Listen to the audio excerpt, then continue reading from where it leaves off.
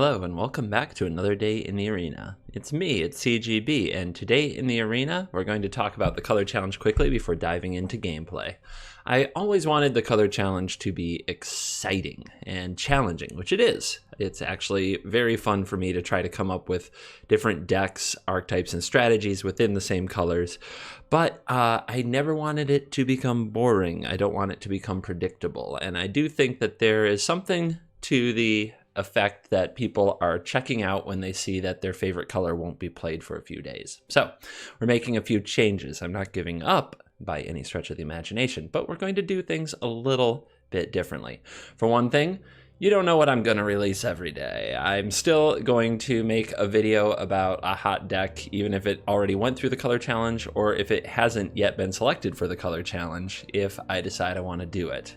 Second thing, things like Monday meta update videos and stuff like that will continue to happen here and there. So if you don't like a particular color that we're in, well, you won't be stuck in it very long. And here's the other part. I've been sticking to doing 3 decks with one color with Selesnya coming up. If people aren't really into Selesnya decks or don't own any of those cards or don't care, they don't follow along the channel and they don't get any content for 3 days, and that's a feels bad. So what we're going to do instead is introduce the ultimate thing to keep it exciting.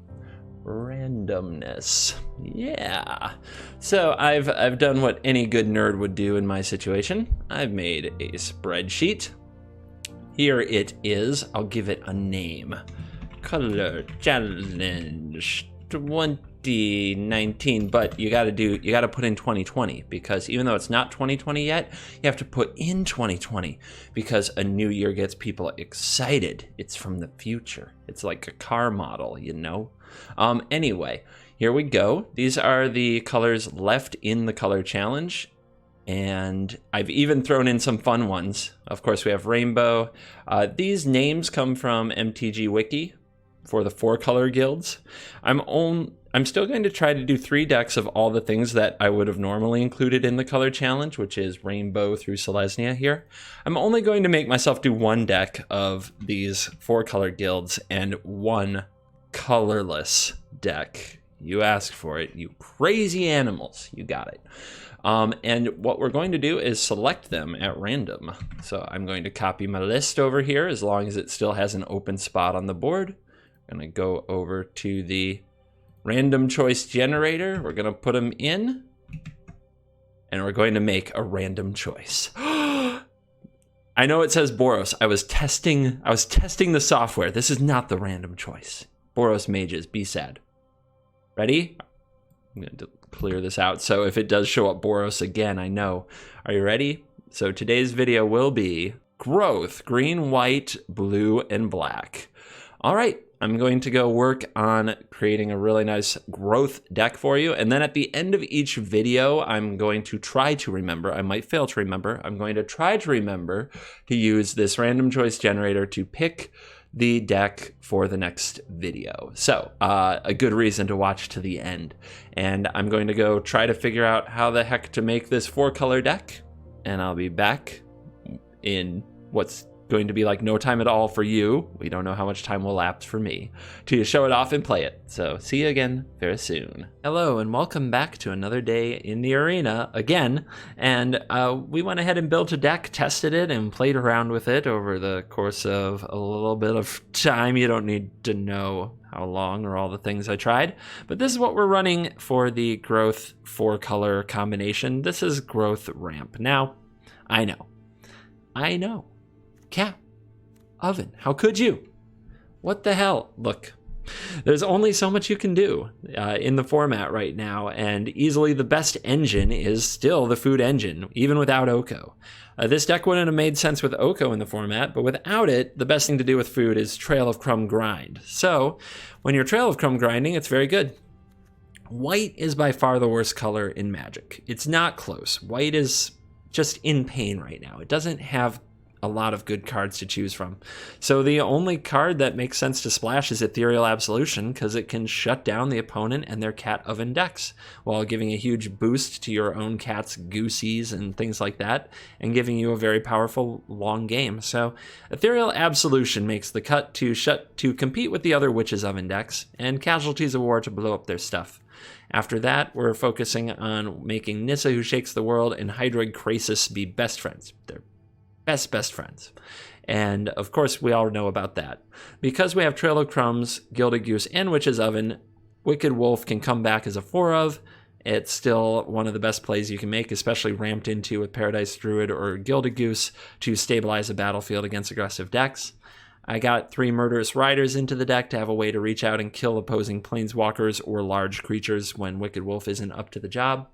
And we also have the very, very important ramp creatures of Paradise Druid and Gilded Goose. I don't think you want to keep many hands without them, and I'm kind of curious to see what our opening hands are like, as we certainly are vulnerable to some clunky draws if we don't have Gilded Goose and Paradise Druid. The mana base, as with all four color decks, is a bit of a hodgepodge with a number of 1-ofs along the way and a lot of shocklands. I'm curious to see how badly the shocklands hurt me, and we have one of each of our kind of splash colors, so we can fetch them with Fabled Passage. All right, I've introduced the deck. We're in this 4-color challenge. We'll go do the thing. Can we get to 7 wins? Let's dive in and let the 4-color nonsense begin.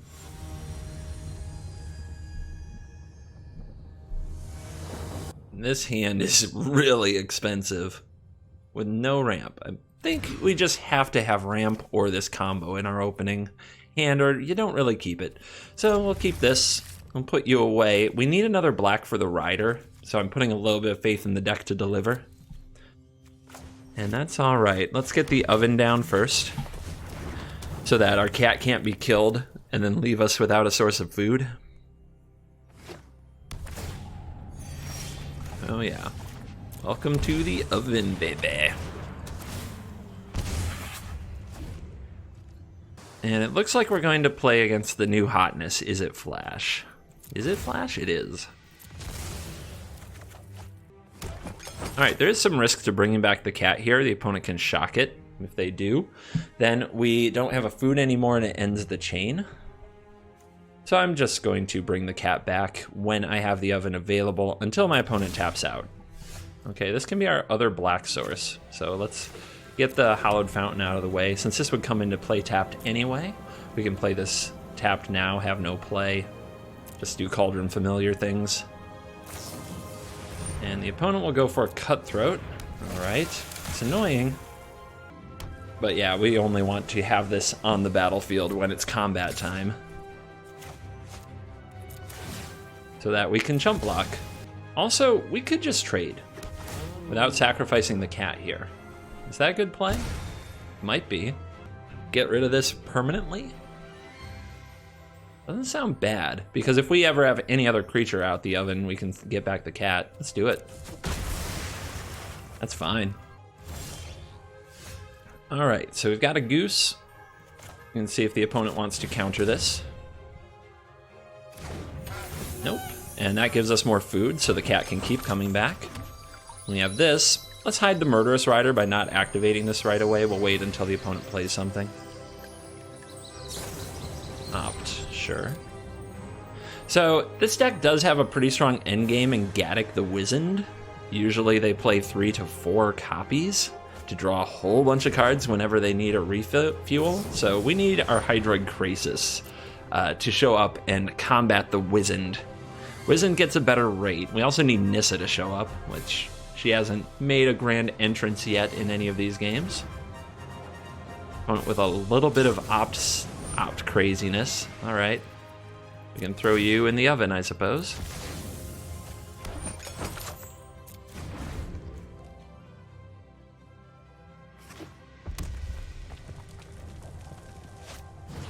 Drake. Okay, that's different. Well, we have Wicked Wolf.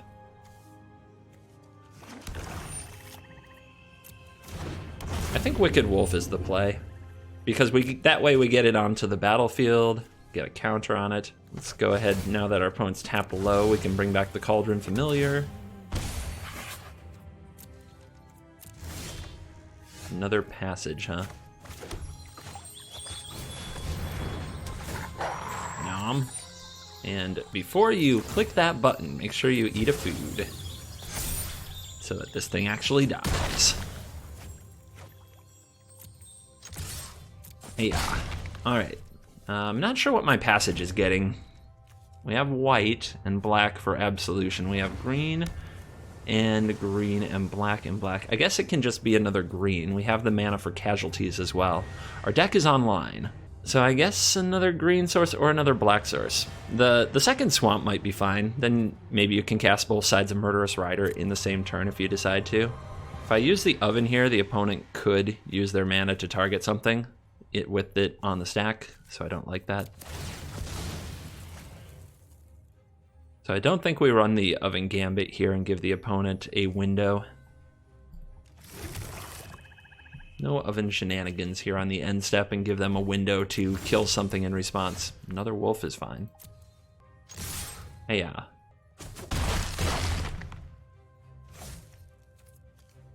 Well, this can eat a Gadwick. Can also eat a Drake. I think we just say go. Opponent has to do something sometime, and they're going to outburst my face. So this is a good opportunity to run to make sure I have a food around for this to be indestructible.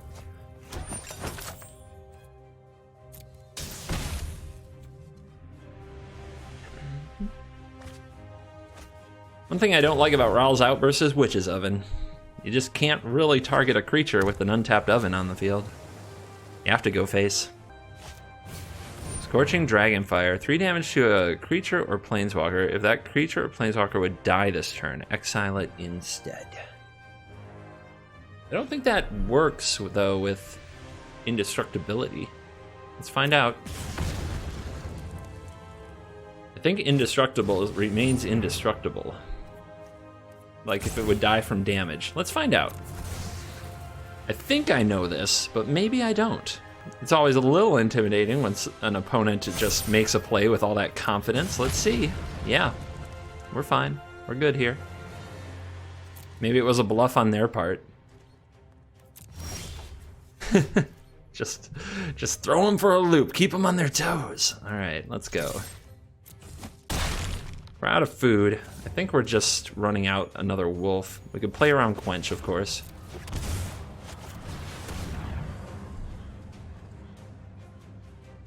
I need something to sacrifice to save this wolf in case things go sideways. And I'd rather keep the rider. You never know. My version of this ran some Niv Mizzets. It would be quite the curveball to the opponent sometimes if they just suddenly didn't have removal or they were relying on counter spells. Yep. So we'll eat that, make more food. If the food comes into play and you can't deal 5 damage for 2 mana, you're in trouble. And Rawl gets no search. Here's a Terramander. Our opponent has a blocker. A big blocker. Now that's what I'm talking about. So if I bring this back, all right, game over. Because we can bring back the Cauldron Familiar, drain the opponent for 1, draw from the top of our deck, play Swift End, kill off the Terramander so it's not in the way. And if we needed another point of damage, we could cast Murderous Rider, eat it with the oven, and use the food for the wolf. But we've got the Stevens, the Exaxes.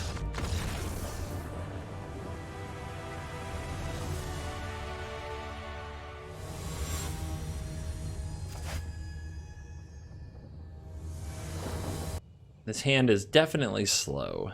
If we're getting black and black, and we have 4 basic lands, no way to cast the Absolution yet, an oven not doing anything, and we're relying on a Murderous Rider. It's one of those weird hands. I'm gonna throw it back. So, this is not better. This is not better, everybody. But I guess I'll keep it based on these. And we'll put the Rider away since we don't even have a single black, let alone a double black yet. No ramp creature. Maybe I was supposed to mulligan for a Paradise Druid. They're so important to the deck, and we don't have Once Upon a Time anymore to make it easy mode. But we're doing nothing till turn 4, unless we want a 1/1 Krasis. I don't. But our opponent's not doing much, giving us a little bit of a break. Here's a Druid. And things are going okay. We haven't lost the game just yet. Our opponent has a Bone Crusher Giant or a Shock, and they have a Krenko. Krenko's Wolf Lunch. Your dog meat, pal. Which, by the way, this is the rubber game. If we win, we get to... I do not want to risk my Druid to a Shock. If we win this game, we get to 4. That's the break-even money game, and then we get to play with house money. And if we lose, it's 3 wins, 3 losses for this 4-color pile. So, big match. Our opponent drops a War Boss. All right, War Boss is going to throw its token into the Wicked Abyss. And we have to decide whether or not we want to give up our Paradise Druid to shoot down Legion War Boss. Probably not, but I think it's worth risking for Anissa, who shakes the frickin' world. What are we animating? What you animate can matter a lot. I don't want to risk my blue mana, and I don't want to risk either of my force so the Krasis can get max. So, enjoy this land. Now, do I dare also attack with the wolf? Probably not. The opponent is going to have a War Boss that's going to make a token and attack. If they can remove a blocker, they get into a much better position to threaten the Nissa. Our opponent seems to be playing Goblins. I don't see that much these days. A lot of Goblins left with Dominaria. And there's still a Trash Master floating around, I think. Here we go. Let's have a combat. Attacking Nissa. Alright, well, I'm willing to block. I don't know about you. I'm perfectly willing to defend the girl. Ugh, that's a grown woman right there. Shut up, CGB. Can't go around calling people girls. Only girls can use that term, girls. Nissa, who shakes the format. Bone Crush your wolf. We could sacrifice something to save the wolf. It's an option. And maybe I'm supposed to, because the opponent might just end up killing this anyway. But if I do that, then they just end up using a second removal spell on the wolf anyhow. So it's the same thing.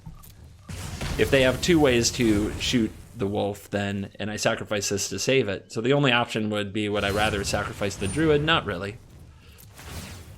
All right, so we'll throw you in the oven.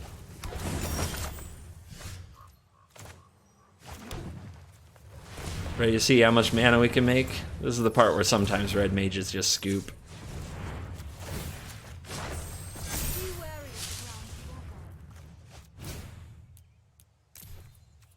And that is cancel.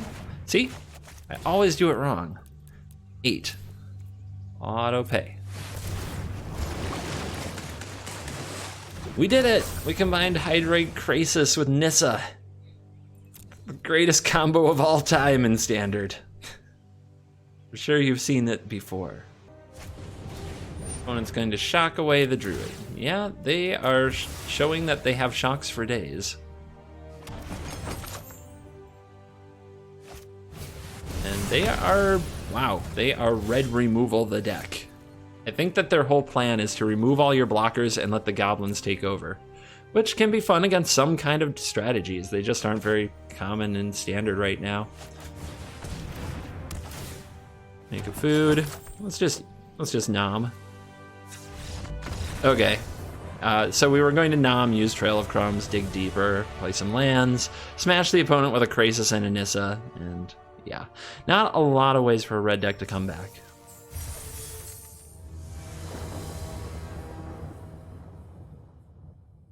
Cats!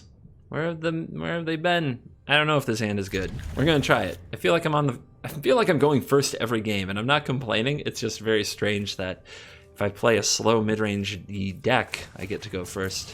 When I play an aggro deck, it seems like that doesn't happen. Is that a conspiracy theory? Anybody else out there seeing this? Why did I play the cat? I was supposed to play the goose. What's the matter with me? Delete video. I made a misplay. I can't show the world. I'm kidding. It's fine. You guys get to see me and my flaws all the time. Cat. Cat beat down. That'll teach them. Oh my gosh, if we're against Simic Flash and they're taking a cat beat down, that's not good for them. Hey, yeah. Nissa getting countered isn't good for me, but let's try to build up some mana and have a nice Hydroid Krasis so the cards are good. And our opponent is opting. So when you don't want your Nissa to get countered, one of the best things to do is not run it into a counter. Try to pressure the opponent in a way that makes them need to do something different with their mana, other than hold it open for a counter spell, and then eventually you resolve your awesome card. So this turn we could go for a Krasis for 3, which would only draw 1 card, but next turn we could go for more. We could also run out a Wolf, but the first thing we're going to do for sure is run the cats at the opponent. Okay, if they flash anything into block, then we'd Wolf. Here, they have 3 mana. 3 mana doesn't do much for Simic Flash besides Sinister Sabotage, whereas 4 mana opens up Frilled Mystic and Nightpack Ambusher, and you really want to keep the Nightpack Ambusher off the board as long as you can. I like on a 3 mana situation like this, just saying go. Sometimes they'll flash in a creature, but they probably would have done it last turn if they could. So now this is the turn right here, where we really want to catch them. Where they want to play a Nightpack Ambusher and start getting ahead, and we don't want them to play the Nightpack Ambusher, so we need to play cards that they feel like they have to counter. Let's go get a white source because we can.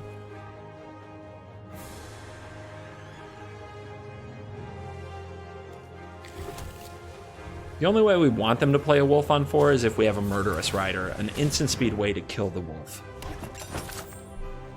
Let's go ahead and eat a food. Why not? Keep our life total nice and high for a race. We're making food fast enough. Good. Now the play is the Krasis. The opponent will quench or counter it, but we'll get to draw 2 cards, which is a positive exchange. But we'll attack with the cats first and see if our opponent will flinch. Nope. Alright.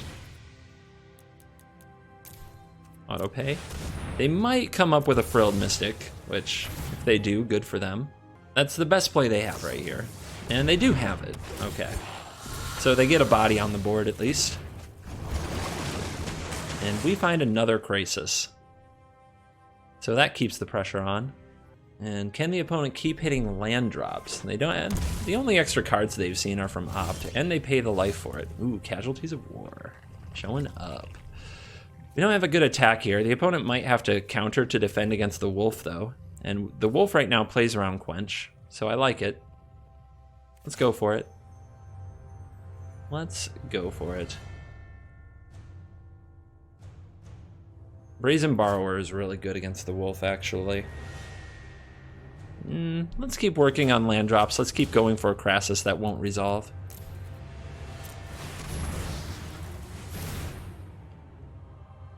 If we hit a green land drop, which a lot of our lands produce green, we can also play a Goose this turn. Keep moving up the chain. It's a battle of resources. Right now our opponent has more resources in hand than we do. So we got to wear down those counter spells so that something good can resolve. And we need a lot of lands so that multiple good things can resolve each turn. An Oven would also be pretty amazing here. That's a lot of thought for a Quench. I'm kind of surprised. How about another Goose? If you want to counter the Goose, I'm pretty happy about it. And nope, punk.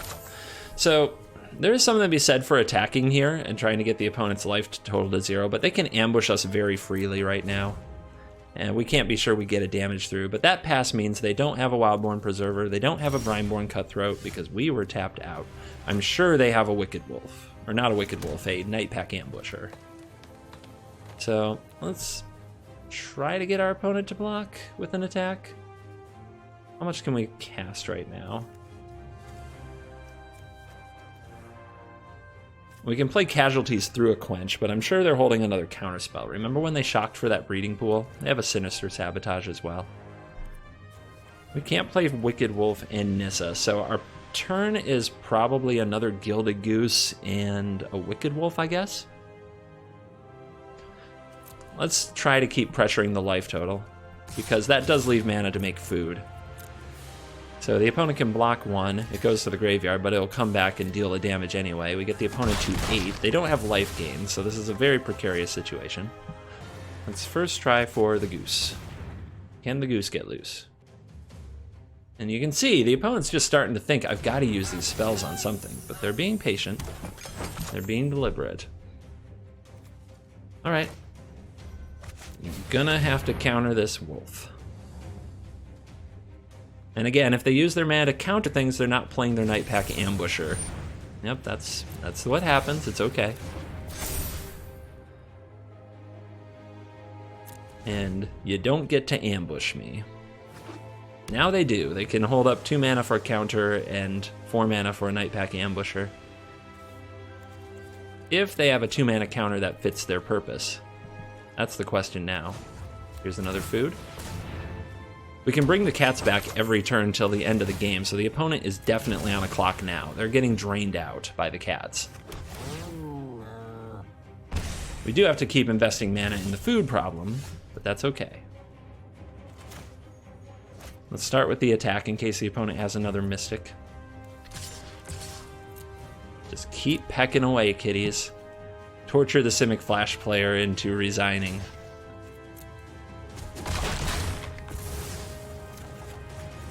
Alright, here's Nissa who shakes the world, ready for her counter spell. The opponent needs a 2 mana counter like a negate to also flash in Nightpack Ambusher here. And they don't have it, they have Sinister Sabotage. Looking at their top card.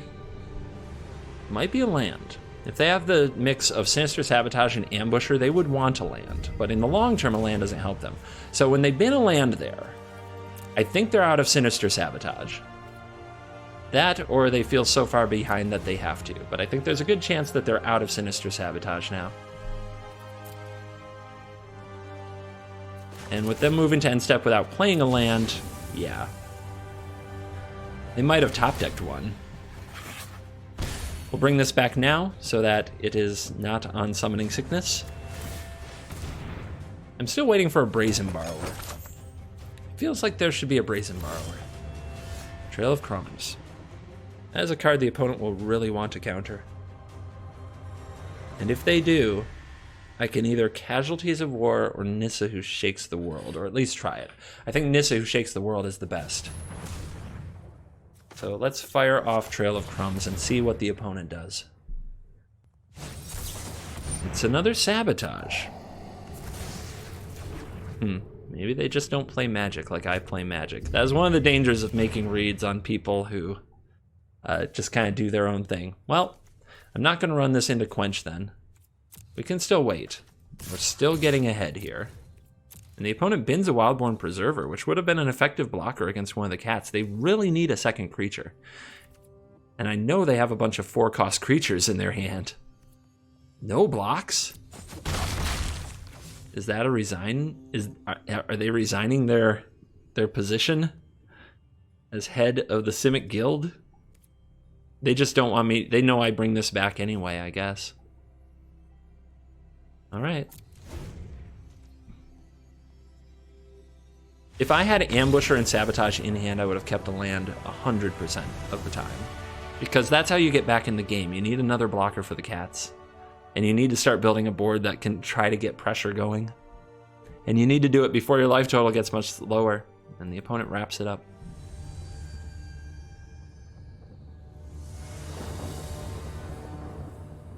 The goose is loose, and we have a turn 2 trail.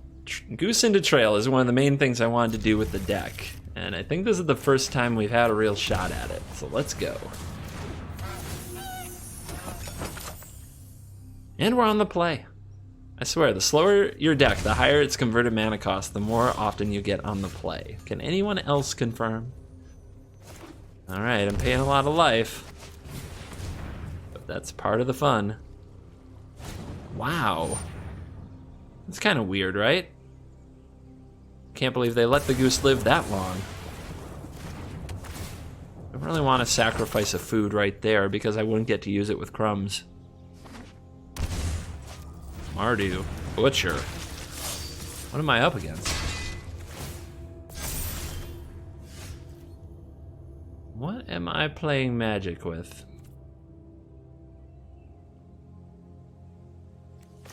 Oh, I'll keep trying to set up. Second crumbs, lots of food, low life total.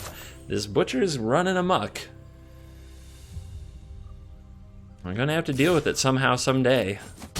A cat would do, actually a cat deals with butcher pretty darn well. Okay, all pain land over there. And a spawn of mayhem, that is very hard to deal with. All right, we need to find some stuff. Hold on. Do we need to do it now, or should we block first? We might need the blocker. Yeah, I think I need to just find something. Auto pay. Praesus. You are too slow, but I have to grab you for now. Auto pay. There's a cat. We found the kitty. Kitty alert. Okay. Arise, kitten. Kitten arise. And let's go find what? We have all the pain lands we need, so I guess forests are all we need now. And here's Paradise Druid. And if our goose lives, next turn we casualties. Opponent moves straight to attacks, love to see that. Cat can jump in the way. Down to 7. It's a low life total. Fabled Passage. Opponent loves colors like I love colors. Maybe this will be our Mardu deck. I'm curious what the white is for. Certainly not a Knights deck. We've got a Zombie Warrior and a Demon. Okay, not what I expected. Why would we exile any of these? There's no ETBs yet. So we need to watch for other cards with cool enters the battlefield abilities in this color. I'm actually having trouble thinking of them. All right, we're not bringing this cat back. When we do, we want to do it at a time when we can get the Trail of Crumbs triggers. All right, boom shakalaka. Destroy land. Destroy a creature. I don't want to destroy any of my stuff. But let's shut you down. White, white, white. Black, black, red, red. I don't think it matters what we blow up, but seeing a spawn of mayhem makes me want to target one of the black sources.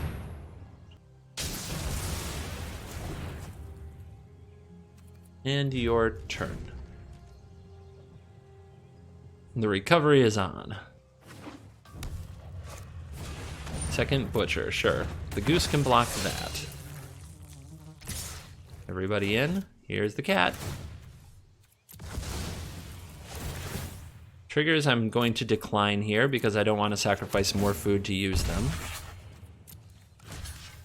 And I want to make a block. So you here, you here. Down to 6.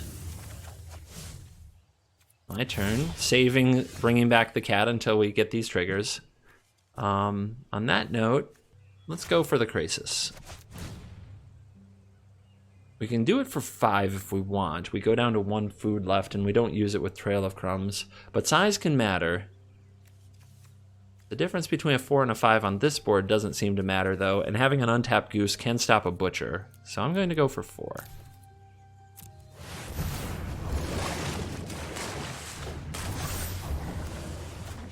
You tapped, even though I could pay 2 life to use Trail of Crumbs. Let's try to preserve our life total. If this game goes long, I shouldn't lose. Alright, the team is still being aggressive. The Prince, maybe not. Okay, so I don't think I want to block the Butcher. That's a 3, and give the opponent an opportunity to go face with it. I want to bring out the cat and keep the Butchers from triggering. We'll decline those again. Down to our last food, though. So we block like this, we eat the Prince, we block like this, no Butcher triggers.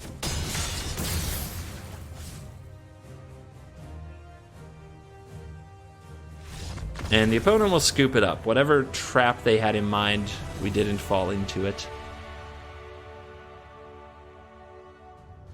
All right. Today's thank you goes out to my $1.99 members on Patreon.